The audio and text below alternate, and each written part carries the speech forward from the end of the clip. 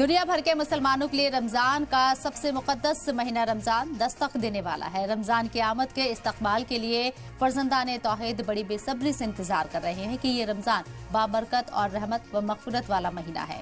रमजान को कुरान का महीना भी कहा जाता है क्योंकि इसी महीने में पैगंबर मोहम्मद सल्लल्लाहु अलैहि वसल्लम के जरिए इस्लाम की मुकद्दस किताब कुरान उतारा गया था। रमजान में रोज़ा नमाज, कुरान की तिलावत के साथ ज़कात और सदका देने की भी काफ़ी अहमियत है। आज शाबान की 29वीं शब है और इसलिए आज माह रमज़ान का चांद देखने का पूरे मुल्क में एहतमाम किया जा रहा है।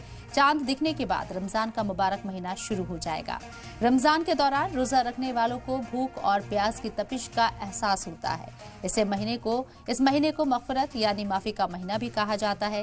मुसलमान इस महीने में अल्लाह की ज़्यादा से ज़्यादा इबादत करते हैं। आज उलमा इकराम के साथ बातचीत करेंगे और जानने की कोशिश करेंगे कि रमज़ान का चांद देखने की क्या फजीलत है, रमज़ान की अहमियत क्या है, रोज़ा क्या है, तरावी की क्या अहमियत है, इफ्तार किसे कहते हैं, सहरी का मतलब क्या है, ज़कात क्या है, सदका किसे कहते हैं। इन तमाम सवालों के जवाब हम देखेंगे, जानने की कोशिश करेंगे। हमारे साथ जो खास मेहमान जुड़ेंगे, लेकिन आपको बता दें कि आज उम्मीद की जा रही कि रमज़ान का चांद नज़र आए और इसके लिए तमाम इंतज़ाम भी किए गए हैं।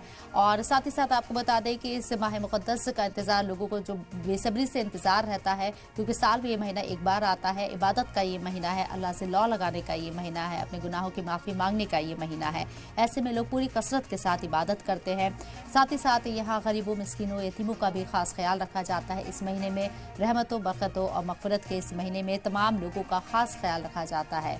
और रमज़ान की फजीलत आप इस लिहाज से भी समझ सकते हैं कि अगर आप रमज़ान के इस महीने में एक नेकी करते हैं, आपको 70 नेकी का सवाब मिलता है। तो लोग कसरत के साथ इस महीने का वेलकम करने के लिए, खैर मकदम करने के लिए पूरी तैयारी में हैं।